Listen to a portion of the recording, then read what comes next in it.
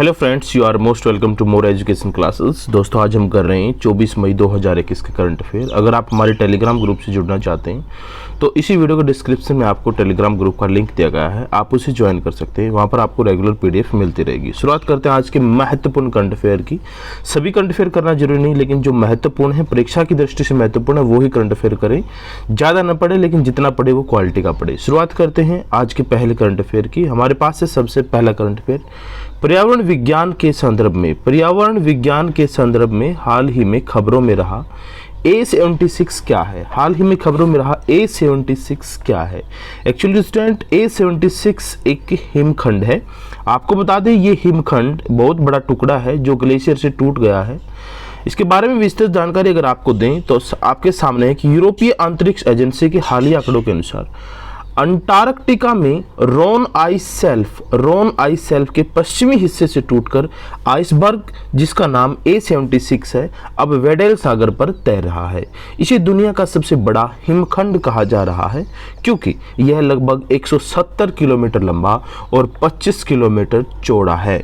Antarctica की बर्फ की चादर बाकी ग्रह की तुलना में तेजी से गर्म हो रही है, जिससे वेडेल सागर के आसपास बर्फ पिघल रही है। बर्फ के आवरण और ग्लेशियर तेजी से कम हो रहे हैं।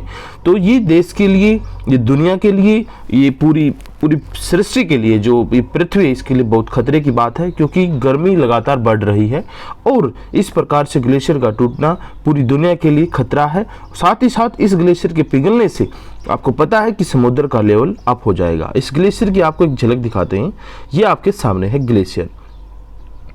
ध्यान दें कि ये जो वेडल सी है, इसके साथ में लगता हुआ ये सारा का सारा अंटार्कटिका के ऊपर का जो ग्लेशियर है, इसमें से ये वाला हिस्सा टूटकर वेडल सी में अब तैर रहा है। इसकी लंबाई 174 किलोमीटर और चौड़ाई 25.6 किलोमीटर। अगर नियर बाय बात करें तो 170 किलोमीटर लंबा और 25 किलोमीटर चौड़ा ये है। नेक्स्ट हम बात करते हैं, सरकार ने डीएपी उर्वरक पर सब्सिडी में 140% की वृद्धि की है। सरकार ने हाल ही में डीएपी उर्वरक पर सब्सिडी में 140% की वृद्धि की है। डीएपी का अर्थ क्या है? डीएपी का अर्थ पूछा गया आपसे। 4 ऑप्शन इसमें आपको दिए गए हैं। डीएपी का जो फुल फॉर्म रहेगी वो रहेगी डायमोनियम फास्फेट। डायमोनियम फास्फेट इसकी फुल फॉर्म रहेगी डीएपी की। आपको बताएं, इसके बारे में विस्तृत जानकारी दें तो केंद्र सरकार ने डायमोनियम फास्फेट उर्वरक सब्सिडी को 1200 रुपये प्रति बोरी तक बढ़ाने की घोषणा की है। अंतर्राष्ट्रीय स्तर पर फास्फोरिक एसिड, अमोनिया आदि की बढ़ती कीमतों को ध्यान में रखते हुए उर्वरक की कीमतों के मुद्दे पर एक उच्च स्तरीय बैठक में यह निर्णय लिया गया है। 140% की वृद्धि के साथ अब सब्सिडी 500 रुपये प्रति बैग से बढ़ाकर 1200 रुपये प्रति बैग कर दी गई है सरकार के द्वारा। चलिए आगे बढ़ते हैं नेक्स्ट क्वेश्चन की तरफ। सतपुड़ा टाइगर रिजर्व, जिसे यूनेस्को की विश्व धरोहर स्थलों की संभावित सूची में जोड़ा गया है, भारत के किस राज्य में है? सतपुड़ा टाइगर रिजर्व भारत के किस राज्य में पड़ता है, ये आपने बताना है। तो ये सिंपल सा क्वेश्चन है, आप सभी जानते हैं, मध्य प्रदेश में पड़ता है सतपुड़ा टाइगर रिजर्व। और आपको इसके बारे में विस्तृत अगर जानकारी दें तो सांस्कृतिक मंत्रालय की हालिया घोषणा के अनुसार भारतीय पुरातात्विक सर्वेक्षण आर्कियोलॉजिकल सर्वे ऑफ इंडिया ने यूनेस्को की विश्व धरोहर स्थलों की संभावित सूची में 6 भारतीय स्थलों को प्रस्तुत किया है।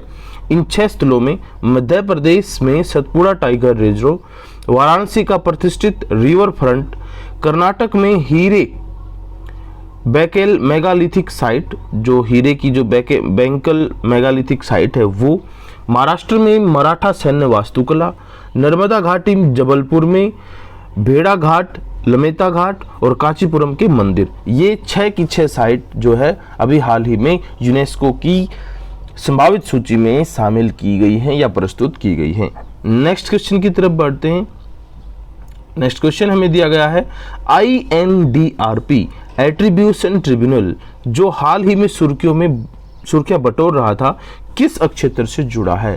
तो उसका संबंध किस अक्षेत्र से है? उसका संबंध डोमेन के मुद्दे से, DOMAIN, डोमेन के मुद्दे से है। आपको बताएं क्या है ये सारा का सारा मामला? जो national internet exchange of India है उसके द्वारा अपनाई गई इन डोमेन, जो डॉट इन आप लिखते हैं किसी भी वेबसाइट के पीछे डॉट इन, जैसे www.gov.in, तो ये जो IN domain name dispute resolution policy है, IN domain name dispute resolution policy, यहाँ देखिए ध्यान से, इन से IN domain dispute resolution policy जो है INDRP,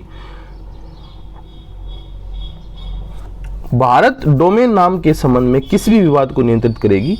इस ट्रिब्यूनल के हालिया फैसले के अनुसार खादी एक सामान्य नाम नहीं है और खादी व ग्रामोद्योग खादी और खादी इंडिया ट्रेडमार्क का वैध मालिक है।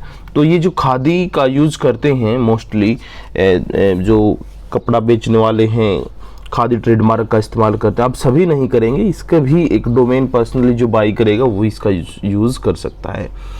तो नेक्स्ट क्वेश्चन हम देखते हैं कि ऑक्सफोर्ड यूनिवर्सिटी के छात्र संघ उपचुनाव में भारतीय मूल की किस लड़की को अध्यक्ष चुना गया है। तो ऑक्सफोर्ड यूनिवर्सिटी जो है उसके छात्र संघ उपचुनाव हुए हैं, उसमें भारतीय मूल की किस लड़की को अध्यक्ष चुना गया है, तो वो है अन्वी भूटानी, अन्वी भूटानी।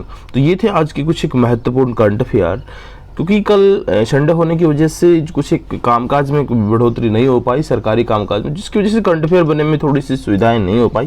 लेकिन जितने भी करंट अफेयर उपयुक्त थे, वैसे तो करंट अफेयर हम 20 भी लिख सकते हैं, लेकिन जो परीक्षा की दृष्टि से उपयुक्त है वही करंट अफेयर हम आपके लिए लेकर आए हैं। उम्मीद करता हूँ आपको अच्छे लगेंगे। जैसे भी लगे वीडियो कमेंट बॉक्स में बता दीजिएगा और हमारी वीडियो को लाइक कीजिएगा और चैनल को सब्सक्राइब करना मत भूलिएगा। अगर आप हमारे टेलीग्राम ग्रुप से जुड़ना चाहते हैं, टेलीग्राम चैनल से जुड़ना चाहते हैं, तो आप इसी वीडियो के डिस्क्रिप्शन में आपको एक वीडियो लिंक दिया गया है, तो आप उस टेलीग्राम चैनल को ज्वाइन कर सकते हैं। धन्यवाद साथियों।